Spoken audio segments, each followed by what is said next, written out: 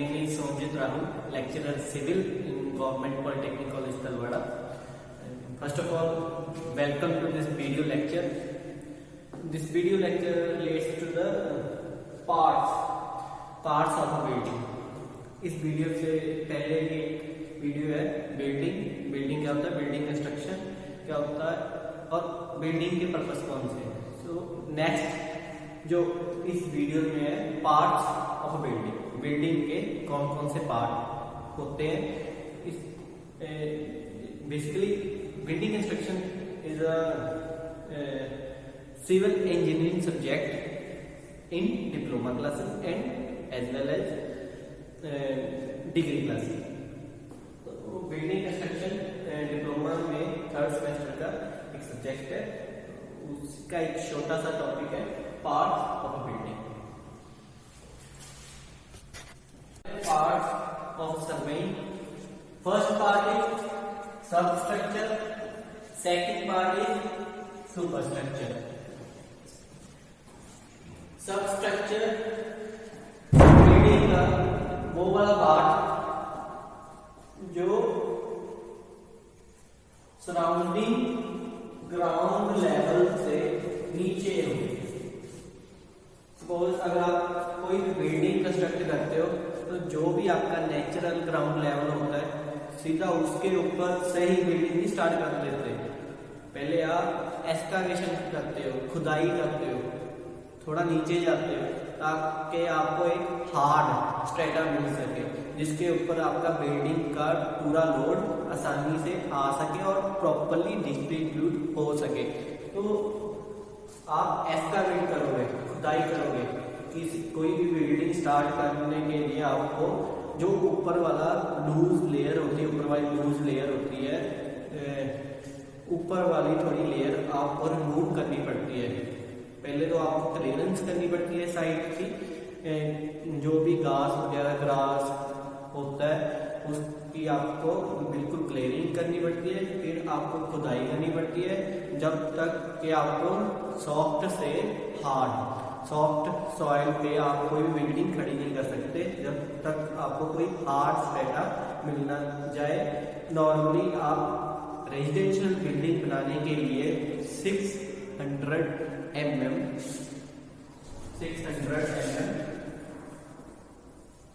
या 0.6 मीटर या 60 centimetre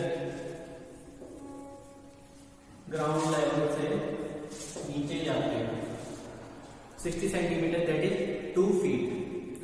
2 feet आपने नेचुरल जो ग्राउंड लेवल होगा उससे नीचे जाके खुदाई करके वहां से आपने बिल्डिंग स्टार्ट करनी है. मतलब ये कोई वॉल है, नीचे आपकी ऐसी फाउंडेशन है, आपका ये अगर ग्राउंड लेवल है, ये ग्राउंड लेवल का सिंबल है. जो भी नेचुरल ग्राउंड लेवल होगा तो this is a natural ground level. आपने नेचुरल ग्राउंड लेवल से ही बिल्डिंग को स्टार्ट नहीं कर देना. नेचुरल ग्राउंड लेवल से नीचे जाना है कम से कम 60 सेंटीमीटर या 600 mm 0.6 मीटर. 2 फीट आपने नीचे जाना है कम से मिनिमम 2 फीट आपने नीचे जाना है.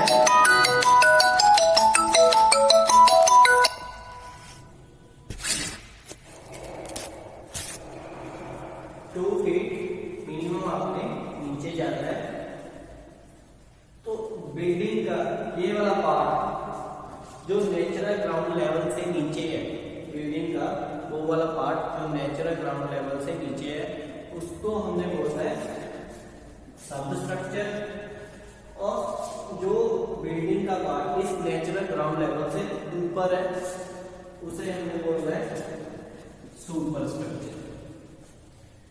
नॉर्मली किसी बिल्डिंग को बनाने के लिए हम ज्यादा नीचे नहीं जाते अगर सॉइल आपकी अच्छी हो. अगर सॉइल आपकी अच्छी नहीं है, सॉफ्ट सॉइल है, नीचे पानी है, सॉइल गिल्ली है या सॉइल पे लोड उतना, सॉइल की बेरिंग कैपेसिटी कम है तो हमको 2 फीट से भी ज्यादा नीचे जाना पड़ता है. तो जो सब सब स्ट्रक्चर वाला पार्ट होता है जो किसी भी नेचुरल ग्राउंड लेवल से नीचे हो, वो आपका नीचे वाला जो भी सब स्ट्रेटा होगा, सब स्ट्रेटा जो नीचे वाला स्ट्रेटा होगा या नीचे वाली सॉइल होगी, उसके साथ डायरेक्ट कांटेक्ट में होगा। मतलब इधर भी आपके सॉइल होगी, इधर भी आपकी सॉइल होगी, नीचे भी सॉइल होगी। मतलब नीचे वाली जो सॉइल है जिसपे आपकी बिल्डिंग खड़ी है, सब स्ट्रक्चर वाला पार्ट, आप नीचे वाला जो स्ट्रेटा होगा, सॉइल होगी, उसके साथ डायरेक्ट कांटेक्ट होगा और साइड से सॉइल का प्रेशर भी रेजिस्ट करेगा। Side pressure of the surrounding soil, जो भी आने वाली उसकी सॉइल है उसका साइड प्रेशर भी रेजिस्ट करेगा। तो कई बार ऐसा होता है कि कई बार को बिल्डिंग का पोर्शन आप इतना नीचे ले जाते हो कि नीचे भी एक स्टोरी बना लेते हैं रहने के लिए। तो वो वाली स्टोरी अगर आपका बिल्डिंग का पूरा पोर्शन अगर ग्राउंड लेवल से नीचे आप इतना चलेगा कि नीचे भी आपकी एकोमोडेशन प्रोवाइड हो सके बिलो द ग्राउंड लेवल। आप अगर आपकी कोई भी एकोमोडेशन है, एकोमोडेशन मतलब रहने की सुविधा अगर ग्राउंड लेवल से नीचे है तो उसे हम बोलते हैं बेसमेंट। इसे हम बोलते हैं basement. Basement is that part of building which is generally below the natural ground level। अगर आपकी कोई भी रूम ग्राउंड लेवल से नीचे हो तो उसे हमने बोलना है बेसमेंट। तो जो ग्राउंड लेवल से ऊपर वाला पार्ट है उसे सुपर स्ट्रक्चर, जो ग्राउंड लेवल से नीचे वाला पार्ट है उसे सब स्ट्रक्चर।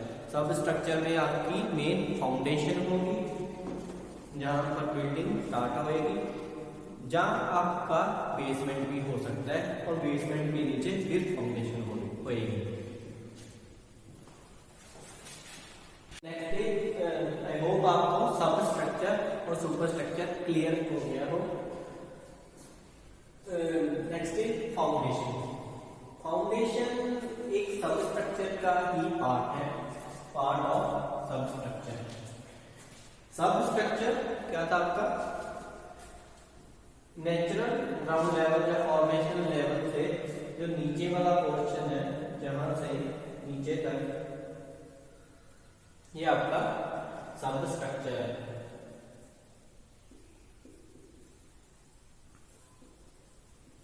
और जहां से जो नीचे तक जो डेप्थ है वो है डेप्थ ऑफ फाउंडेशन।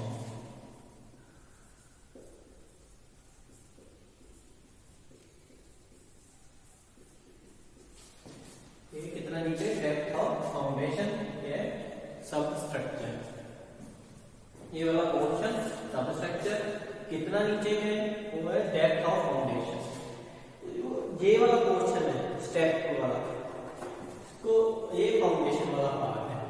इसके ऊपर ये ब्रिक मेसनरी है इन सब स्ट्रक्चर। सब स्ट्रक्चर के अंदर दो पार्ट है, एक सब स्ट्रक्चर वाली मेसनरी, एक फाउंडेशन। तो नीचे फाउंडेशन के नॉर्मली कंक्रीट ही होती है, कंक्रीट होती है 1:4:8 और 1:5:10 और 1:6:10। इसका मतलब 1 सीमेंट 4 सैंड 8 कोर्स एग्रीगेट। 1 तसला सीमेंट का, 4 तसले रेता के, 8 तसले कोर्स एग्रीगेट के, जहां 1:5:10 जब 1:6:10 उसके नीचे सॉइल होती है। ये फाउंडेशन, ये इसके ऊपर है, ये फाउंडेशन है, ये फाउंडेशन का बेस है, इसके नीचे आपकी हार्ड सॉइल होगी। तो फाउंडेशन का काम क्या है? It is a role in transferring the load. जो ऊपर से लोड आएगा उसको ट्रांसफर करना, जो भी ऊपर से लोड आ रहा है आपका उसको ट्रांसफर करना to the larger area. Building में क्या होता है? सबसे पहले लोड आता है फर्श पे, फ्लोर पे या रूफ पे, वो ट्रांसफर करता है नीचे जो बीम लगे होते हैं, वही बीम ट्रांसफर करते हैं कॉलम। बीम अपना लोड ट्रांसफर करते हैं कॉलम पे, तो कॉलम या वॉल पे, तो वॉल या कॉलम नीचे ट्रांसफर करते हैं लोड फाउंडेशन।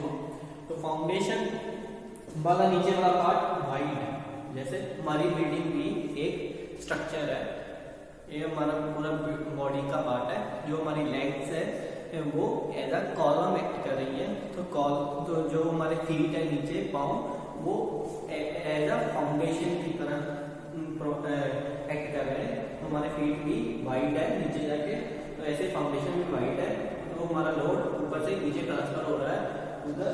फिर हमारी फाउंडेशन वाला पार्ट नीचे सॉइल पे 45 डिग्री या 30 डिग्री टू 40 डिग्री ये लोड ट्रांसफर करता है आगे नीचे वाली सॉइल पे। तो मेन फंक्शन का क्या है फाउंडेशन का, लोड को ज्यादा एरिया पे डिस्ट्रीब्यूट या ट्रांसफर करना, ताकि डिफरेंशियल सेटलमेंट ना हो सके बिल्डिंग की। Next is plinth. ये बिल्डिंग का वो वाला पोर्शन है, natural ground level, surface of the surrounding ground, that is natural ground level और फॉर्मेशन लेवल और फ्लोर लेवल और प्लिंथ लेवल के बीच वाला पोर्शन। तो ये जो वाला पोर्शन है, इस लाइन से इस लाइन तक का जो पोर्शन है वो है आपका प्लिंथ पोर्शन। नॉर्मली आपका ये बाहर वाला ग्राउंड वाला लेवल है, ग्राउंड लेवल से आप नीचे चले गए सब स्ट्रक्चर में, वो कितना नीचे जाना है मैंने भी बताया, 60 सेंटीमीटर या 0.6 मीटर या 600 mm आप नीचे चले गए। तो कितना नीचे है वो होगी आपकी डेप्थ ऑफ फाउंडेशन। ये इतना नीचे क्यों जाना है, ताकि ऊपर वाली सॉइल लूज होती है, आपको हार्ड सॉइल चाहिए, हार्ड सॉइल आपको ऊपर वाली सॉइल खुदाई करके नीचे जाना है। कितना नीचे जाना है वो होगी आपकी डेप्थ ऑफ फाउंडेशन। जितना भी नीचे वाले पार्ट में आपका काम होगा उसे आपने जो भी स्ट्रक्चर नीचे होगा इस लेवल से वो आपका सब स्ट्रक्चर है, इसके ऊपर जो भी आपका पार्ट होगा वो आपका सुपर स्ट्रक्चर है। तो फाउंडेशन सब स्ट्रक्चर का पार्ट है, प्लिंथ वाला पोर्शन सुपर स्ट्रक्चर का पार्ट है। नॉर्मली आपका जो फ्लोर लेवल अपना घर का लेवल होगा, फर्श का अंदर वाला, वो बाहर वाले लेवल से अप होता है। क्यों? क्योंकि बाहर बारिश होती है, पानी डायरेक्टली अंदर ना आए, अंदर से बाहर जाए, इसलिए आप बाहर वाले लेवल से अपने घर का फर्श का लेवल थोड़ा हाइट पे रखते हैं। तो वो वाला पोर्शन इस लेवल और इस लेवल के इन बिटवीन जो पोर्शन है उस पोर्शन को आपने बोलना है प्लिंथ। सो आई होप आपको ये चीज क्लियर हो गई हो, सब structure, super structure, foundation and plinth. I hope कि आपको सब स्ट्रक्चर, सुपर स्ट्रक्चर, फाउंडेशन और प्लिंथ वाला पार्ट पता है। नेक्स्ट इज प्लिंथ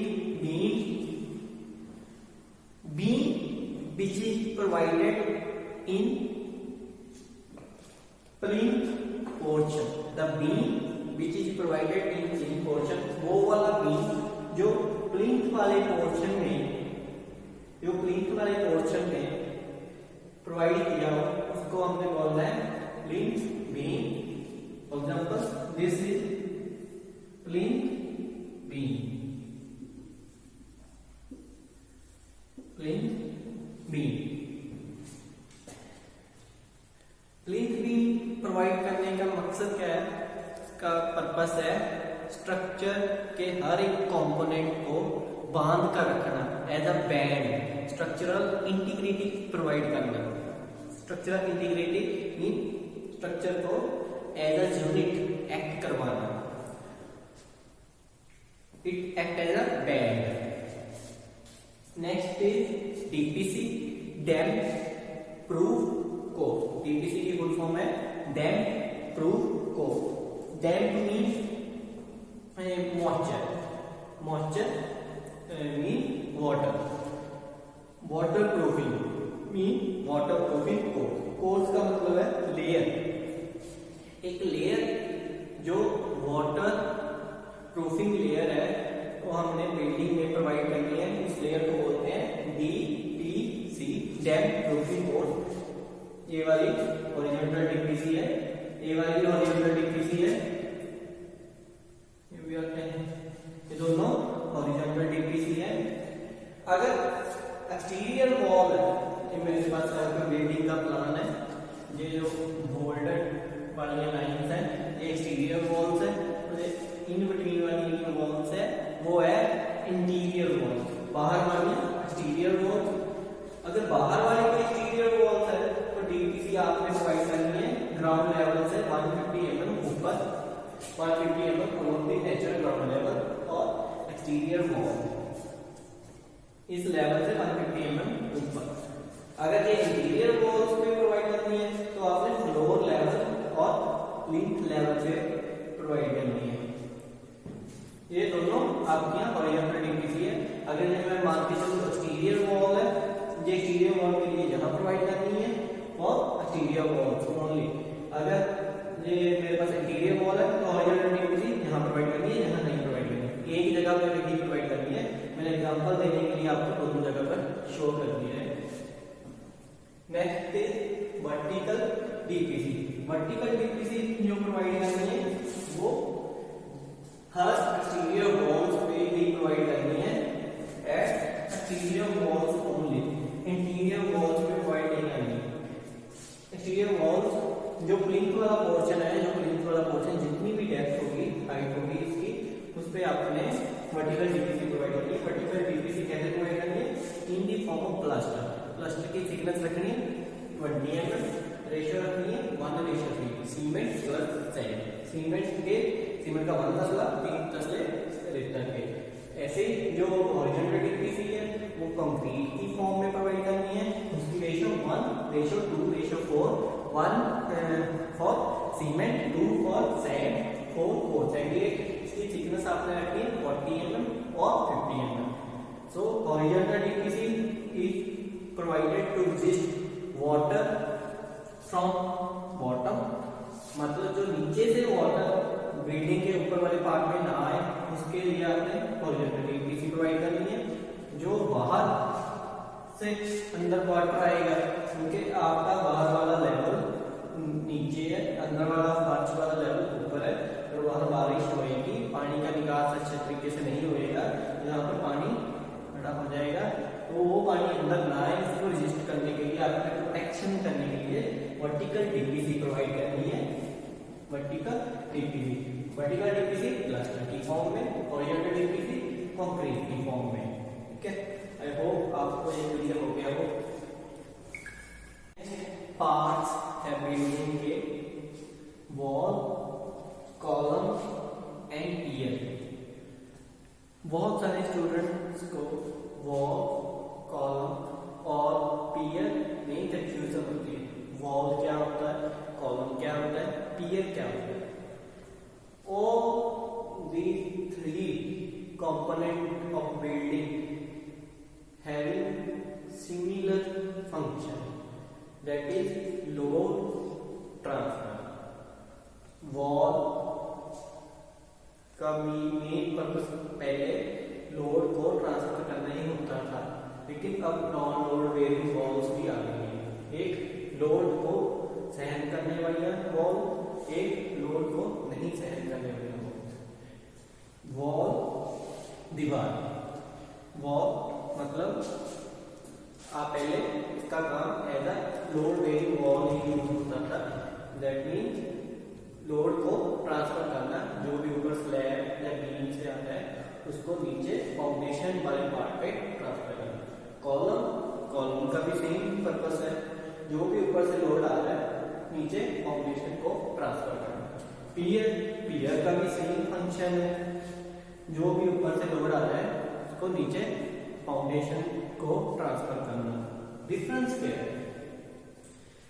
वॉल भी वर्टिकल मेंबर है, कॉलम भी वर्टिकल मेंबर है, पियर भी वर्टिकल मेंबर है। तो पियर एंड कॉलम दोनों लोड कैरिंग मेंबर है। वॉल्स आपकी लोड कैरिंग मेंबर हो भी सकती है, नहीं भी हो सकती। अगर लोड कैरिंग मेंबर है तो उसे लोड बेयरिंग वॉल बोलते हैं, अगर वो लोड कैरी नहीं करती तो नॉन लोड बेयरिंग वॉल्स होते हैं। अगर किसी भी वर्टिकल मेंबर की विड्थ उसकी थिकनेस के 4 टाइम्स से ज्यादा हो, इसकी विड्थ 4 टाइम्स थिकनेस से ज्यादा हो, उस वर्टिकल मेंबर को बोलते हैं वॉल। अगर आपके वर्टिकल मेंबर की width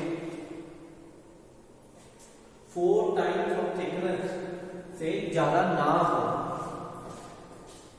there is a mistake, it is not more than 4 times of its thickness, उसे आपको बोलना है कॉलम या पियर।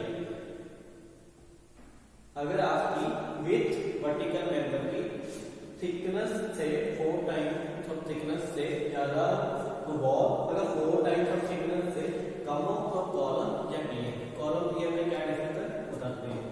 तो वॉल का मेन फंक्शन पहले लोड को ट्रांसफर करना ही होता था, लेकिन अब नॉन लोड बिल्डिंग वॉल्स भी आ गई हैं, दैट इज पार्टीशन, जिनका काम सिर्फ एरिया को डिवाइड करना। Second function wall, the main function wall is to enclose और डिवाइड द स्पेस। जो भी स्पेस है उसको एक एनक्लोज स्ट्रक्चर में बांटना, उन स्पेस को डिवाइड करना।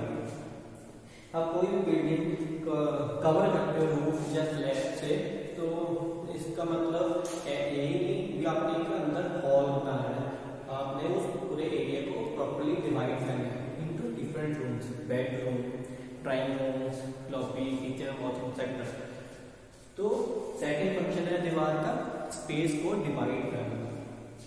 And third function it provides privacy, security and protection of inhabitants from weather agencies like sun, rain, snowfall, wind. तो ये चीजें अंदर ज्यादा ना आए, धूप आए लेकिन कम आए, रेन, बारिश, आप ओपनिंग प्रोवाइड करते हो, बारिश अंदर आ भी सकती है, उसको प्रोटेक्ट करने के लिए फर्दर विंडोज है, विंड सेक्टर।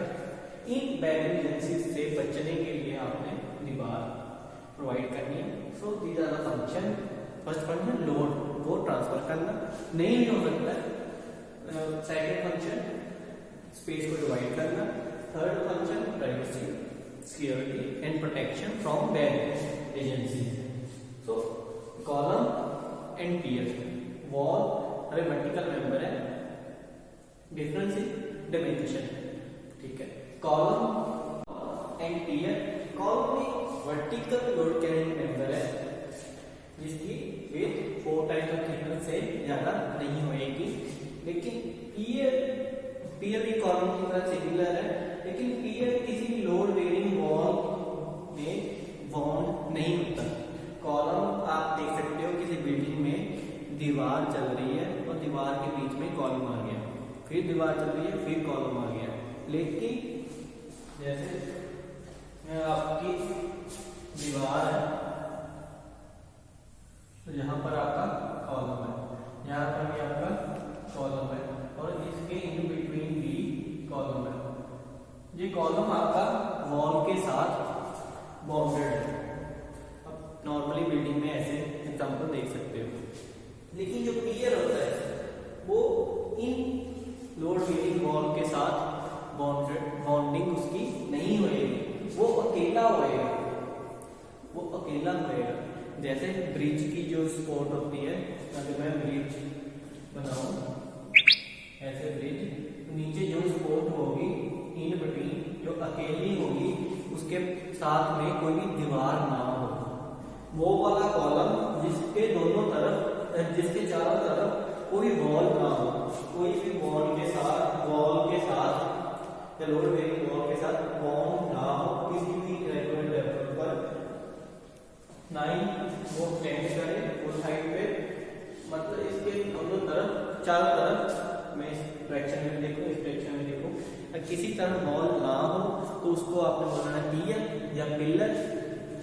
अगर कॉलम आपका कॉलम के साथ दीवार हो सकती है, हो भी नहीं सकती, लेकिन पियर के साथ दीवार नहीं हो सकती।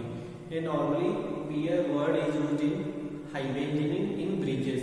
पियर्स होते हैं एक जो भी अगर मैं हाईवे में चला जाऊं तो आपका जो लास्ट में स्पोर्ट्स होती है डेवलपमेंट होती है, जो इन बिटवीन स्पोर्ट्स होती है वो पियर्स होते हैं। तो पियर्स के साथ दीवार नहीं होती, कॉलम के साथ आपकी दीवार हो सकती है। अगर कॉलम के साथ दीवार नहीं है तो अगर हाईवे इंजीनियरिंग में हम इसको पियर बोलेंगे, अगर बिल्डिंग में पिलर भी बोल देते हैं। नॉर्मली आपका कोई आगे ओपन एरिया हो, लॉबी हो या बरांडा हो, उसको कवर करने के लिए आप नीचे सपोर्ट दे देते हो तो उसको कॉलम नहीं बोलेंगे, उसको हम पिलर बोलेंगे या पियर बोलेंगे, क्योंकि उसके साथ दीवार नहीं होती। तो जिसके साथ दीवार ना हो पियर या pillar, pillar in building construction, pier in highway engineering, column in column के साथ दीवार हो सकती है। आई होप आपको एक क्लियर हो गया हो।